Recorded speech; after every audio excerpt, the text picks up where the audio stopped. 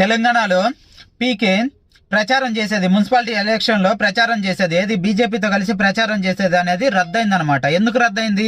BJP వాళ్ళకి అర్థమైంది, ఈ పనికి మాలిన వెధవ వచ్చిందంటే వీడు తలతిక్క వెధవ, ఏది పడితే అది మాట్లాడుతూ ఉంటాడు, వీడు మాట్లాడితే రాష్ట్రాల మధ్య లేకపోతే వ్యక్తుల మధ్య, మతాల మధ్య, వీటన్నిటి మధ్య కులాల మధ్య గొడవలు అవుతూ ఉంటాయి, ఎందుకులే అని చెప్పి వాడు పడితే లాభం చేకూర్చే దానికంటే నష్టమే ఎక్కువ చేకూర్చుద్ది.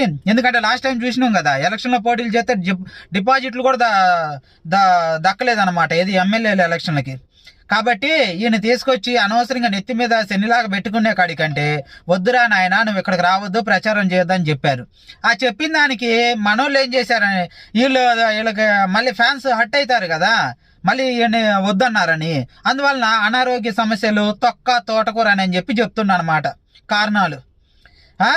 వీటి గురించి ఇప్పుడు బీజేపీ వాళ్ళకి కూడా అర్థమైందన్నమాట, ఎందుకు ఈయన్ని శనిలాగా పెట్టుకోవటం అని.